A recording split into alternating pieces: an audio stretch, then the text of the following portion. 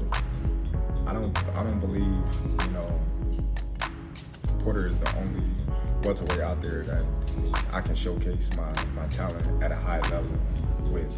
You know, I believe Keith Thurman is a bigger fighter in my eyes. You know, but Keith Thurman is doing whatever he's doing. You know, so. Thanks for the honesty, Keith. I just wanted to ask you, moving forward, Terrence Crawford, when he was asked who he would want to fight, he has repeatedly mentioned you first, and he's obviously some free agent or whatever he is. What do you think about the possibility of making that fight as your next fight, and what do you think of the fight in general? Well, you know, the fact that he's a free agent should make things a little bit better. Working with Bob is not fun for a lot of fighters. You know, I do want to fight champions.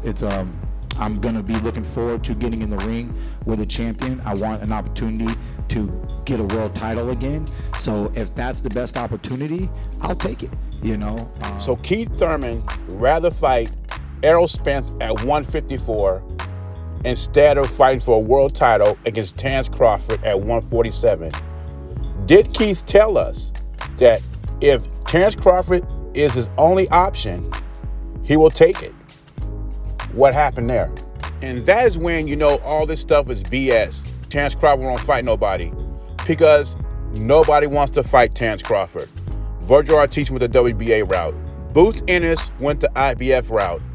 And Keith Thurman is going up to 154 to fight Errol Spence for absolutely nothing. And people will say, well, he's getting money. It's going to be a pay-per-view fight. Yeah, it is. But is he getting $10 million like he asked to fight Terrence Crawford and Jerron Boots Ennis? Keith Thurman said he wants to be champion at 147 again. He wants his belts back. He said if he can't get the fight with Errol Spence at 147 for the WBC title, because that's the route he's going, last resort, he would try to negotiate a fight with Terrence Crawford. This Errol Spence fight for Keith Thurman does not make sense. Why would he decide to fight him at 154 when he's the mandatory for one of Spence's titles at 147? Unless it is really true that PBC fighters are not their own boss.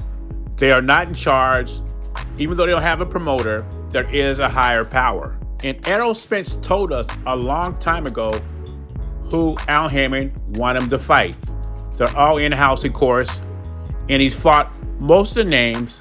You can add Ugas to that list now.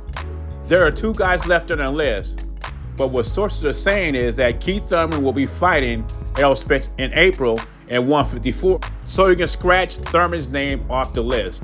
The only guy left on the list that he didn't fight was Manny Pacquiao, and that's because Errol Spence suffered an eye injury.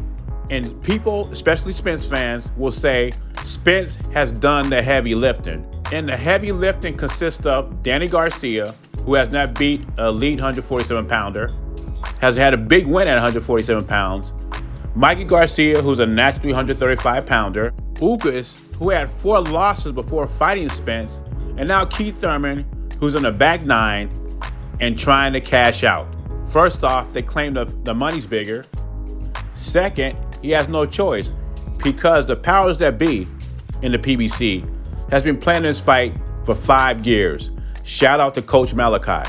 Third point is, if he was really interested in a title shot, he could have saw Terrence Crawford. Terrence Crawford was looking for a dancing partner, and Keith Thurman is one of the names that came up. And I forgot to mention, they both fought Sean Porter. One went life and death with him, and one stopped him.